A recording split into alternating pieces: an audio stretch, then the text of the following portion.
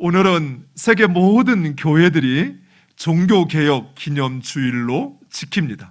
그 이유는 종교개혁자 마틴 루터가 1517년 독일 비텐베르그 성당 그 정문에 95개조에 이르는 방방문을 붙인 바로 그날이 10월 31일이기 때문입니다.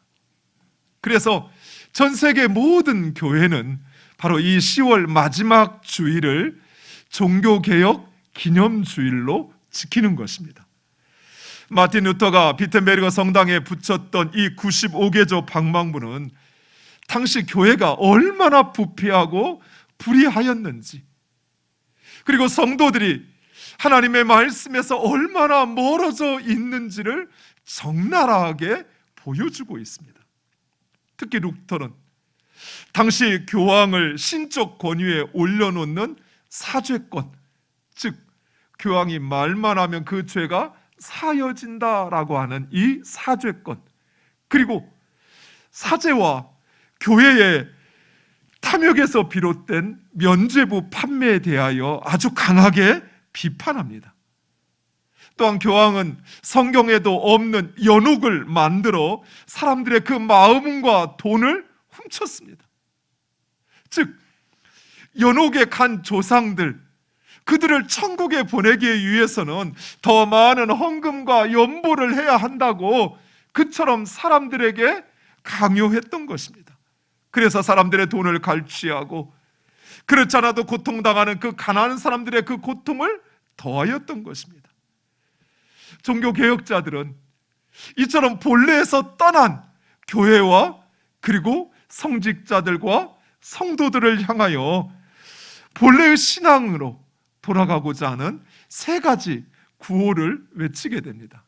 그것은 바로 솔라 피데, 솔라 그라티아, 솔라 스크립투라라고 하는 오직 믿음, 오직 은혜, 오직 성경이라고 하는 것입니다.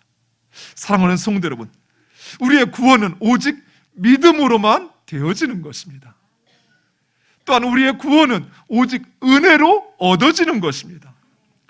그리고 성도에게 있어서 믿음과 삶의 유일한 기준은 바로 하나님의 말씀입니다. 사랑하는 성도 여러분, 지금 역시 우리는 바로 이 성경으로 돌아가야 합니다. 성경으로 돌아가자라는 말은 초심으로 돌아가자는 의미입니다. 하나님 앞에 엎드려 그 말씀에 감격하고 순종하였던 바로 그때로 돌아가야 합니다. 그리고 우리는 하나님의 말씀을 지켜야만 합니다. 우리의 경험이나 지식, 우리의 전통이나 또는 세상의 유행은 우리의 기준이 아닙니다. 성도들의 삶과 믿음의 유일한 기준은, 신앙의 원천은 바로 하나님의 말씀, 성경입니다. 그래서 성도들은 하나님의 말씀을 통해서 어떻게 생각하고 어떻게 이해하고 어떻게 살아야 하는지를 깨닫고 실천해야만 하는 것입니다. 우리는 지난 시간 마리아를 통해서 예수님의 죽음을 준비하는 그 모습을 살펴보았습니다. 마리아는 예수님의 죽음을 준비하며 예수님의 몸에 값비싼 나드 향유를 부었습니다. 마리아가 그 비싸고 값진 것을 예수님의 죽음을 위하여 헌신할 수 있었던 것, 그것은 바로 예수님을 향한 사랑이었습니다.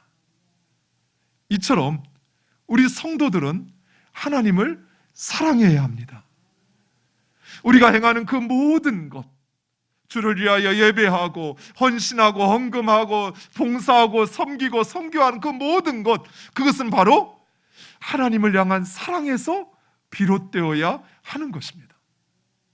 그리고 우리가 받은 그 사랑을 우리의 이웃에게 내 몸처럼 사랑해야 하는 것입니다. 사랑하는 성도 여러분, 사랑은 우리 안에 하나님이 계시다고 하는 바로 그 증거입니다. 우리가 예수 그리스도로 말미암아 구원받은 하나님의 자녀라고 하는 사실은 내 입술의 고백이 아니라 내 삶으로 나타나는 사랑을 통해 증명되어지는 것입니다. 그래서 우리는 사랑해야 합니다.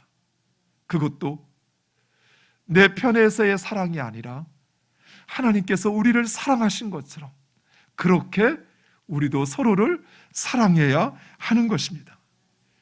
이어서 예수님은 자신의 죽음을 준비하십니다. 사랑하는 성도 여러분, 모든 인간은 죽습니다. 죽음은 죄로 말미암은 결과요, 또 하나님께서 인간의 운명을 그렇게 정하신 것입니다. 그래서 건강한 사람이라 할지라도, 훌륭한 사람이라 할지라도, 세상 권세를 가진 자라 할지라도 결국은 죽음을 맞이하게 되는 것입니다. 물론 우리 예수님의 죽음은 죄로 말미암은 결과가 아닌 우리를 구원하시기 위한 대속 사건이었습니다. 그래서 예수님은 죽은 지 3일 만에 다시 부활하시어 그 하나님 앞에, 하나님 보좌에 나아갔던 것입니다. 그리고 우리 성도들 역시 우리의 죽음은 세상의 끝이나 종말이 아닙니다. 성도들 역시 예수님이 우리를 위하여 마련해 놓으신 그 길을 통해서 죄된 육신을 떠나 하나님께로 나아가는 것입니다. 따라서 우리는 이 죽음을 맞이하는 예수님의 모습을 살펴보면서 과연 우리는 죽음을 어떻게 맞이해야 하는지를 깨닫고 준비해야만 할 것입니다. 이번 한 주간 아마 제가 우리 교회에 부임한 지 첫 번째로 한 주간의 장례가 3번이나 났던 것 같아요.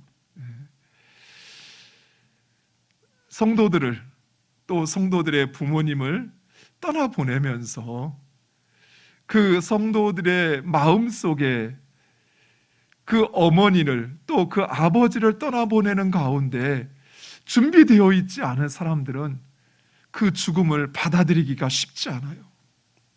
괴롭고 고통스러워요. 너무 한스러워요. 그런데 그 죽음을 준비했던 성도들, 그리고 그 성도의 죽음을 알고 예비했던 그 자녀들은 오히려 평안한 것을 보았습니다. 오히려 그들의 마음이 하나님 주시는 그 위로와 그 평안으로 충만하여지는 것을 볼 수 있었어요. 어머니를 떠나보낸 것에 대한 슬픔이 없지 않았어요.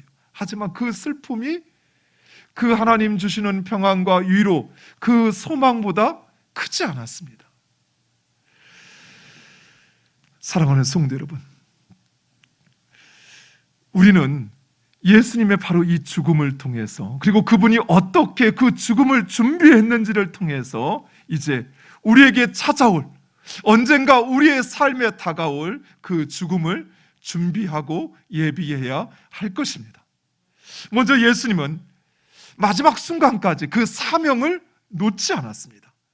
13절, 예수님은 제자들과 함께 보낼 마지막 유월절을 준비하라 하십니다. 우리 13절과 14절, 15절 화면을 보고 함께 읽겠습니다.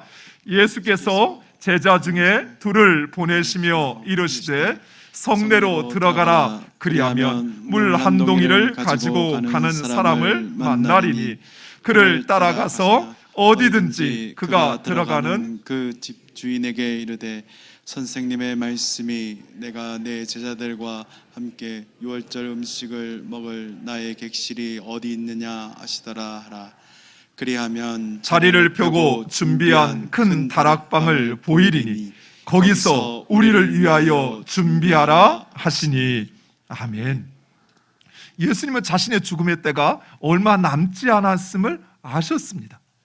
그런데 예수님은 그 죽음을 앞둔 마지막 순간 세상 사람들처럼 자포자기하거나 아니면 내가 누구 때문에 이 고생을 하다가 죽네 하며 원망하지 않았습니다. 또 살려고 몸부림치지도 않았습니다. 또한 예수님은 자신에게 남지 않은 얼마간의 시간, 해야 할 일, 하고 싶은 일들이 참 많았을 것입니다. 그런데 예수님은 그 모든 것보다 제자들에게 자신의 사명을 일깨워 주십니다. 22절과 23절, 24절 제가 읽겠습니다. 그들이 먹을 때, 그 집에 들어가서 먹을 때 예수께서 떡을 가지사 축복하시고 떼어 제자들에게 주시며 이르시되 받으라, 이것은 내 몸이니라 하시고, 또 잔을 가지사 감사 기도하시고 그들에게 주시니 다 이를 마시매 이르시되 이것은 많은 사람을 위하여 흘리는 나의 피 곧 언약의 피니라. 아멘. 예수님은 자신의 그 사명, 인류를 구원하시기 위하여 대속제물이 되어야 하신다는 바로 그 사명을 확신했습니다. 그리고 마지막 순간 자신의 사명을 제자들에게 알게 하시는 것입니다. 이처럼 예수님은 그 마지막 순간까지도 자신의 사명을 붙들고 있었습니다. 사랑하는 성도 여러분, 우리가 이 세상을 마치는 날은 바로 우리의 사명을 다하는 날입니다. 따라서 우리는 내 사명이 무엇인지 분명히 확신해야 합니다. 하나님께서 나를 왜 이 땅에 보내시고 또 이 땅 가운데 하나님의 자녀로 나를 부르셨는지, 바로 그 부르심, 그 나의 사명을 우리는 분명히 확신하고 마지막 순간까지 그 사명을 감당해야 할 것입니다. 사랑하는 성도 여러분, 이처럼 개그맨도 사람을 웃기는 것을 자신의 사명으로 알고 그 사명을 붙잡고 살아갑니다. 하물며 역사의 주인이신 그 하나님으로부터 사명을 부여받은 우리 그리스도인들, 우리는 사명의 사람들입니다. 예수님께서 하나님으로부터 그 사명을 받아 이 땅에 오시어서 그 복음을 선포하셨던 것처럼 하나님께서는 우리를 부르시어 그 복음 전파의 사명을 주신 것입니다. 사랑하는 성도 여러분, 우리는 결코 이 복음을 전하는 일의 사명을 잃어버려서는 안 됩니다. 사람의 그 영혼을 구원하는 이 사명은 그 어떤 사명보다도 가치 있고 소중합니다. 결코 포기해서는 안 되는 절대절명의 사명이라는 사실을 여러분 꼭 기억하시기 바랍니다. 오늘 아침 제 마음이 많이 힘들어요. 어제 충북 괴산에서 지진이 났다는 그 뉴스를 접하면서 우리에게도 어느 순간 이런 일이 찾아올 수 있구나라는 생각을 했는데, 오늘 아침 뉴스를 봤는데 어젯밤 새벽 1시에 이태원에서 할로윈 파티를 즐기던 그 10만이 넘는 그 사람들이 그만 그곳에서 압사하여, 제가 뉴스를 봤을 때 149명이 죽었다는 거예요. 그것도 꽃다운 10대와 20대 아이들이 그 밤에 그곳에서 그만 자신의 삶을 마쳤다는 것이에요. 누구의 책임일까요? 정치를 잘 못하는 대통령과 정치인들의 잘못일까요? 아니면 땅을 잘 도로를 만들지 않은 구청장의 잘못일까요? 아니요, 바로 우리들의 책임이에요. 영혼 구원하는 사명을 부여받은 우리들이 그 영혼 구원하는 일에 안일하게 나태해져 있는 순간, 우리의 자녀들은, 우리의 젊은이들은 세상으로 나아가고 있는 것입니다. 사랑하는 성도 여러분, 우리의 사명, 그것은 결코 포기할 수 있는 것이 아닙니다. 마지막 순간까지 우리는 그 사명을 붙잡아야 될 줄 믿습니다. 두 번째로 예수님은 마지막 순간까지 기도하셨습니다. 우리 32절 말씀 함께 화면을 보고 읽겠습니다. 그들이 겟세마네라 하는 곳에 이름에 예수께서 제자들에게 이르시되 내가 기도할 동안에 너희는 여기 앉아 있으라 하시고. 아멘. 33살에 이 세상의 삶을 마쳐야 하는 예수님의 그 마음이 얼마나 힘들었을까요? 33절에 겟세마네 동산에 오르시는 예수님이 심히 놀라며 슬퍼하셨다라고 말합니다. 이 슬퍼하셨다라는 단어는 더 직접적으로 해석하면 괴로웠다, 괴로워하였다라는 말입니다. 하지만 예수님의 괴로움은 단순히 고난과 죽음으로 인한 괴로움이 아니었습니다. 예수님은 자신의 뜻대로 이루어지지 않는 그것 때문에 괴로워하신 것이 아니었습니다.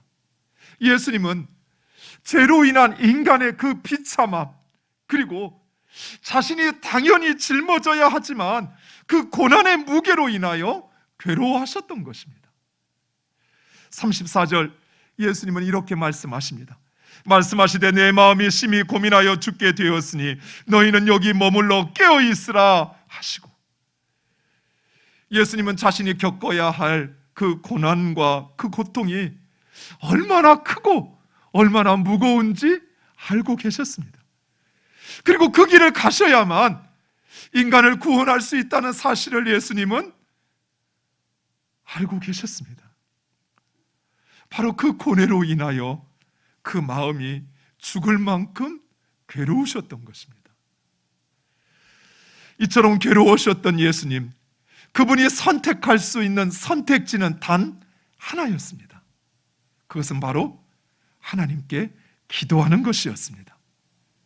예수님은 땅에 엎드려 간절히 기도하시는데 얼마나 간절히 기도했던지 그 땀방울이 핏방울이 되도록 기도하셨다라고 말씀합니다. 누가복음 22장 44절, 우리 화면을 보고 함께 읽겠습니다. 예수께서 힘쓰고 애써 더욱 간절히 기도하시니 땀이 땅에 떨어지는 핏방울같이 되더라. 아멘. 제가 어렸을 때 이 말씀을 읽으면서 아니 도대체 어떻게 해야 몸에서 나는 땀방울이 핏방울처럼 될까 하고 온갖 애를 쓰다가 마지막에 한번, 여러분도 해보셨는지 모르겠습니다, 팔뚝에다가 이불 대고 막 힘껏 빨았어요. 그랬더니 정말 그 침에 피 같은 게 섞여 나오더라고요. 땀방울이 핏방울이 되는 것을 의학적으로는 혈안증이라고 합니다. 흔한 일은 아니지만 정신적 스트레스가 아주 극심하였을 때 일어나는 현상이라고 합니다. 즉, 그 모세의 혈관이 그 심한 스트레스나 강한 압박에 그 모세의 혈관이 깨지면서 상처 입으면서 거기에서 피가 땀과 함께 흘러나오는 것이에요. 예수님이 기도하셨던 이곳이 겟세마네인데, 이 겟세마네라는 말의 의미는 기름을 짠다, 기름 짜는 틀이라는 의미를 가지고 있습니다. 즉 예수님은 마치 올리브를 쥐어짜 으깨어 그 기름을 짜내듯이 그렇게 자신을 으깨어 기도하셨던 것입니다. 사랑하는 성도 여러분, 예수님의 기도는 생명을 건 기도였습니다. 많은 사람들이 기도에 대하여 오해하는 것이 자신은 언제든 마음만 먹으면 기도할 수 있다고 생각합니다. 아니요, 절대 그렇지 않습니다. 실제로 많은 사람들이 기도하지 않으면 안 될 것 같은 상황이나 두려움에 몰려서 기도를 하려고 합니다. 그런데 그 기도하려고 하는 마음이 시간이 지나면 지날수록 점점 사라지는 것이에요. 한두 번은 기도할 수 있습니다. 그런데 금방 그 기도를 멈추고 포기해버리는 것이에요. 왜냐하면 기도는 영적 싸움이기 때문입니다. 우리 마음에 기도하려고 하는 마음이 들어오는 순간 사단은 그 마음을 빼앗아가는 것이에요. 마치 길가에 뿌려진 씨앗을 새가 날아와서 그것을 쪼아 먹어버리는 것처럼 우리의 마음에 말씀이 뿌려지고 또 주님의 성령의 깨달음을 주셔서 기도해야 하는데, 맞아, 내가 지금 자녀를 위하여, 이 가정을 위하여 기도해야 하는데 라고 하는 깨달음이 있고 도전이 있는데 사단이 그 마음을 흔들고 가져가 버리는 것입니다. 그래서 기도는 우리의 습관이 되어야 합니다. 누가복음 22장 29절에 예수님께서 이 겟세마네 이 감람산에 오르셨을 때 예수님은 습관을 따라 오르셨다라고 말씀합니다.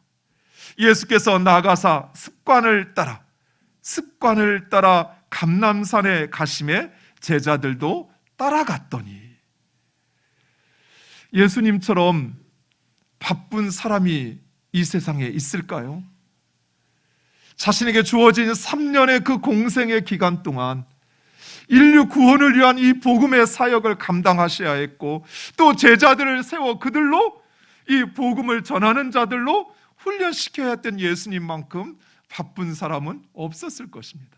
그런데 예수님은 이처럼 바쁜 사역 중에서도 늘 기도하시는 습관을 가지고 있었습니다.